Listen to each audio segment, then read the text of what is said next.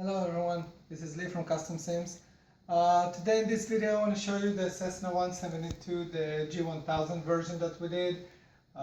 This G1000 unit is the same unit as we sell separately in our eBay store. Also this order comes with full setup computer that we also sell on our eBay store. The 3 monitors, the computer is coming pre-programmed. So I'm getting a lot of requests to show the unit functionality, knob sensitivities and all that. So this is a good opportunity to do so. So let's get started. Right here we have the regular fuel selector, like in the regular Cessna. Landing gear, the landing gear model. Now you probably notice the landing gear is smaller than our standard Cessna. We're going to start putting those on the Cessna. Also we have the flap gauge right here, up 10, 20 and full, which is 30. You can put it 40 and 50 if you want to really make it adjustable for different airplanes. Right here we have the regular Cessna push and pull TPM system, the throttle, prop and mixture. Right here we have the carb heat switch like we have on our standard Cessna 172, the ProFlight Cessna yoke, the circuit breaker daemon, and also the 5-position key switch. Right here we have the Cessna 172, the G1000 switch panel lookalike, rocker switches, knobs, toggle switches, the 5-position key, and all the landing and everything can be reprogrammed if you want to fly a different airplane from the Cessna. This is why we put in the prop in and we put in the landing gear model.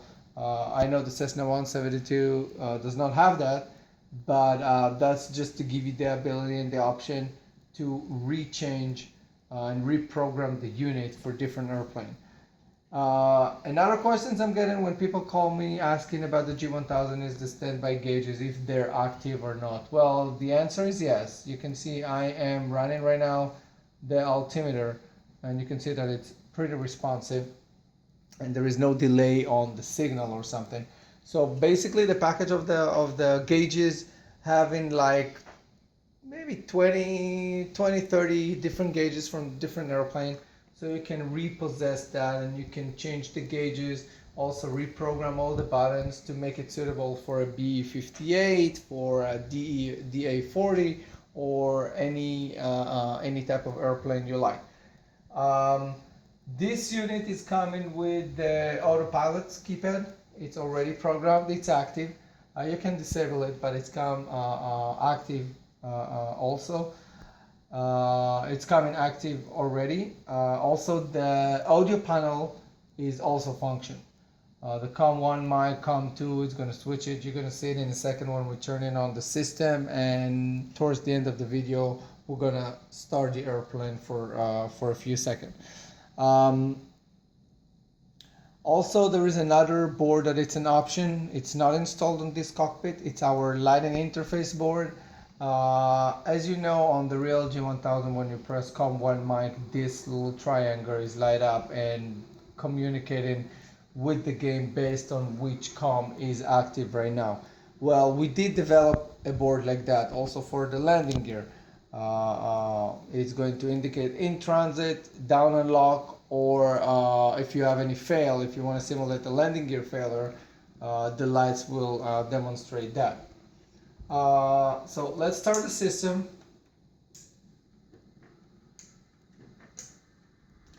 As you can see, the Mindstar is giving you like a little bit realistic of a startup sequence with all the updates available and everything. Now the Mindstar, when you connect to the internet, the Mindstar usually all the time doing the updates automatically, but sometimes you can go to their website to see if there is new plugins for new airplane. I'm sorry about the battery noise on the background. Another things that I want to go over with you is the coupling between the system and the switches and the landing gear and the altimeter everything is connected together. For example, if I'm changing the altimeter here, it's going to change on the G1000 and the opposite. If I'm changing the altimeter right here, it's going to change here automatically. Also, you can see I have a warning for pitot off. That means the pitot heat is off. So if I'm going to flip it back on, this warning message is going to be disappeared.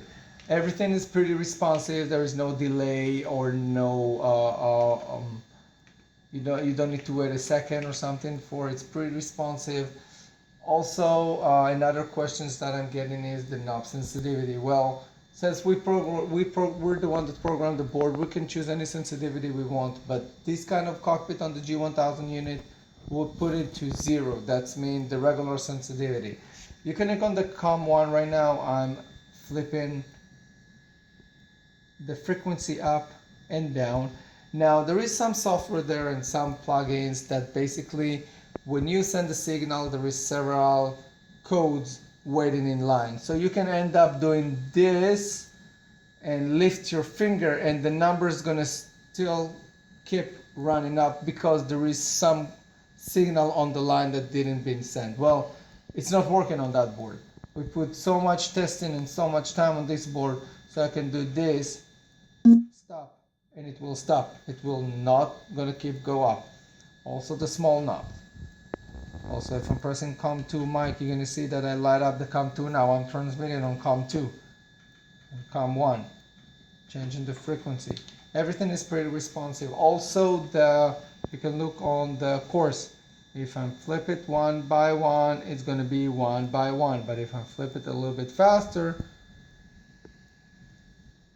going to go a little bit faster. If I'm going to press on it, it's going to reset it as 0, exactly like it's worked on the real G1000, the same as the head and back.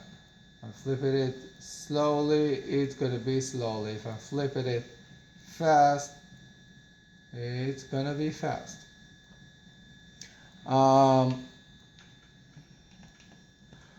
Also right here you can see direct 2.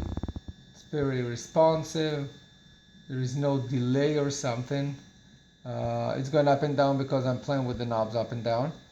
Let's choose the KHKS, activate it. It's giving you, right now we're KHKS, so it's not going to show any line. So as you can see, the audio panel, the G1000, everything is working together. Let's start the airplane for a quick second. So we're going to put the prop all the way in because we're not using it. We're going to put the mixture in, throttle a little bit in. We already turned on the avionics, the bat and everything, so we just need to start the airplane. You can see here the gauges are being resetting. Everything is resetting exactly like in the real airplane. You can choose to the frequency. I'm going to talk to you about the ATC control in a second, but I just turned on the airplane to show you how it's working and everything is synced together. Let's turn the airplane off. Now we have the ability to add here an ATC control. Basically it's a small keypad, 1, 2, all the way to 0, and it's 10 push switches, tactile switches that basically control the ATC, so you can avoid the mouse completely. Not using the mouse, also maybe to do instead of 10, to do 11 switches and have a pause flight switches on it. So basically you can play with it. There is still place on the board for another 15 switches, toggle switches, or any other functionality, so you can play with it the way you want it. What comes with the package? The regular package comes with whatever you see here with the G1000, including the licensed software, the yoke, the TPM, landing gear and everything. The lighting interface board, it's not included in this cockpit, but it's an extra $195. You can request that. We can invoice you that separately. But if you purchase the system with the setup like that, with our setup, you do get a 10% off. of the whole purchase. So is that really can be a factor? Just let us know before purchase. Also, one thing that I didn't show you that it's working. You can hear the flaps. Get it all the way up. Let's turn the system on. Oh, that was our demonstration of the Cessna G1000 system. If you have any questions, or you can email us to info@customsims.com, or you can give us a call, 877-335-2266. You can find us on eBay as well. Thank you very much for watching, and see you on the next video.